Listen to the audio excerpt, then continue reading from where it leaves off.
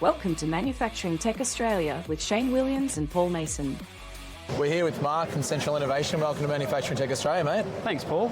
Excellent. So we're here. I'm looking in the background here. We're talking SolidWorks. We're talking DriveWorks. My favourite product, Configurator. Apparently, you guys have got some fancy new PDM system that we need to hear about. I don't know if anyone's briefed you on it yet, but I know a little bit about it. PDM. We've helping people put it into the cloud if they want to. So we could get organised and we do a statement of work with them, and then once we've sort of nailed that down, we'll either Azure or AWS. We can get it put into the cloud for them, and then we can help them with the updates and all that sort of stuff, the hard stuff. So it can actually take them outside of having to do it themselves if they want to. So PDM can be a little bit complicated, so what we do is we try to take that out, and by making sure that we can help them update their software, help them with the move. So we've got sort of a full set of tools that we use, and an implementation team that specifically does PDM. Yeah, I was going to say that because I think that's the thing that often people overlook. They're like, I can get SolidWorks from anywhere, I can buy the software from anyone. Yeah. But it's all about the implementation, right? It's about helping them through what are their requirements, how are you going to customize, what features do you need. Yeah, well, that's the thing. I mean, the IT guys, they're good, they can come in, but doing something as a one-off, or maybe once a year or once every 2 years, that makes it really hard for them, whereas our guys do it, like every week, and that's no word of a lie. It's every week. There's some sort of implementation going on, and there's so many different configurations out there of what people want. So our guys, it's the thing that you get through experience, I guess. Yeah, it's kind of like an independent look into your business, right? Yeah. Come up with some ideas that you may not have thought of. Yep, exactly. And tasks that you want to happen, maybe you pass something out as released and it'll automatically make the PDFs for you so that you can put into the workshop.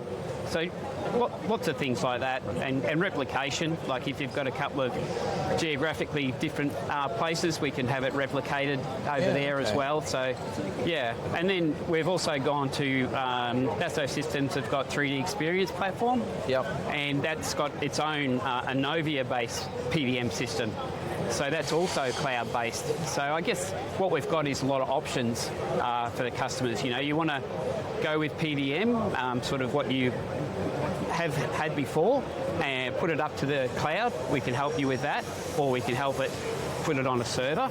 Or if you want to go with 3D Experience and Enovia on the cloud, well then we're all set up to do that as well. Right. So it's just about options and what's right. Some companies have like a cloud focus, so they want to get everything onto the cloud, but that doesn't necessarily mean they have to go with 3D Experience. It depends on what's right for them, and that's what we have the discussion with. If they've got huge files, often it's better that we can put it on like an AWS or an Azure rather than try to load it up using the cloud software. So it makes sense. Yeah, we just look to what's best for the customer. We make our recommendations, but again, in the end, it's up to them. Just having that one team, and that's what they concentrate on, makes it fairly seamless experience. I can't say we don't have any problems, but they're just technical sort of issues that we get over. There's never been, oh no, you guys have not done well with this. It's always positive, because we go until it's done. Okay. That's what's included in that implementation. So it's been pretty good. So if I'm one of those old school guys and I've got my server racks in the back office, what's the advantages to me of moving to a cloud-based system? Is that more about having it distributed, more accessible by teams? What's the main advantage? There is that. I guess for us, if you had your own server and you could keep going, because nothing's going to be as quick as that. You're in the next room unless you've got a rat gnawing on a cable.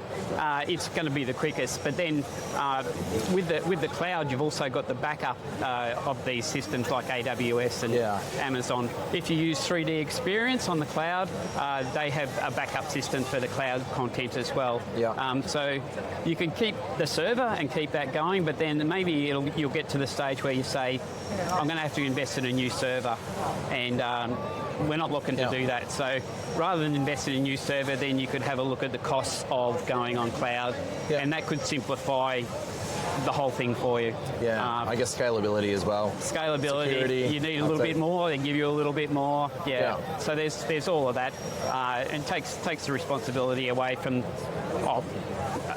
Too much to say, it takes it away from the IT person, but having that whole server management to do, rather than just manage the relationship with the provider, is I think a better option for them. But again, it all depends on where they are. If they've got a server that's relatively new, you'd probably keep that. If you're coming to the end of life, then maybe this is the go. And they use things like Windows 2019 server software. Yeah. So you can get all that on Amazon and Azure. Automatically you can get it. So you can sort of set all that up, which is really good. Yeah. Nice. So yeah, we've got another thing we had is one of the new tools is MaxLink. Yep. And that's for it's an add-in for SolidWorks, and actually lets you take the bills of material out and put it into a system and connect it to your ERP system if you want to go that far. But it also lets you manipulate it. So there's all that document management that you get with PDM. Yep. But with MaxLink, you can actually manipulate the bill of materials so that things like paint and grease and manuals, all that stuff that gets delivered, that's not necessarily in the BOM, in a bill of materials for a mechanical drawing, they can be in there, and you can have it tied to your engineering resource. Bring it back and put all the numbers in and that sort of thing. So we're sort of investing a lot. I mean, you can see we've got Solid Professor for people to learn. We've got a training passport. Sharp Task, a bunch of apps that allow us to modify and make sure it happens quickly for you with these APIs. So that sort of thing takes investment. Similarly, DriveWorks, which is a configurator, which can make jobs a lot more cost effective. For sure. So I think we were talking about that before. So all those things are like investments that we make, that we have people that deal with every day. So something like DriveWorks is not something that you can just set up overnight. It takes quite a bit of input to get all the parameters right. Exactly. So that's what we're sort of known for, and we try to concentrate on our customers. And I guess not to sound too commercial, but trying to get them to get the best out of the software and be most efficient. You're spot on with the investment, because they absolutely need to invest in the time to get it right the first time. Like something like DriveWorks, spend the time up front and the savings out the other end with your sales, and getting that product right from the customer side is it's priceless if you set it up properly. We've found that if the guys give us a go at getting in there and getting them set up with any of the products, really, they tend to go a lot better. Unfortunately, with the engineers, a bit like myself, you read the instructions last. Like you get in there and you give it a go and that's not working. Shit, I've got to read the instructions. But we've got people that are increasingly saying, okay, well, I'm not getting paid to do that. What I am getting paid is to do this. So we'll get you to fix this up for us, to get it all ready to go, and then you bring us in and show us how to use it. So we've talked about the process, and then we show them how to use it, and then we sort of touch base with them, sort of like a soft support for a little while after they first get it in. So that's been our way of doing things. It's not just leaving them go and just say, you can go to this web page. I mean, if you want to do that, you can. But we're just here to help. And a lot of people realise that, and we've got some really good relationships happening with different companies. So before we wrap up, Mark, I have to ask, is like for the next 12 months or the last 12 months, what's the biggest game changer? Is it all these integrations and add-on software and plugins and that connects everything together? Is it the data? What's sort of the game changer in this land? I think a lot of it's about options for our customers. So as you said, there's putting PDM on the cloud if you want to do that. Your PDM on the server's always been there, but then you've also got cloud software, and maybe that's not right for everybody, but that is an option for you, that you can actually work in 10 different countries because it's all connected. So having those options, you know, whether you want to keep with SolidWorks desktop, or whether you want to go to 3D Experience SolidWorks, or whether you want to up it a little bit by using a tool like MaxLink or DriveWorks or SharpTask. It's just giving those guys an option, and letting them know that, not pushing too hard, but just trying to show them that there's better ways to do things, and getting their feedback so we can make them better again. Perfect. Thanks for coming on the show, Mark. Good chatting with you. Thanks, Paul. Cheers.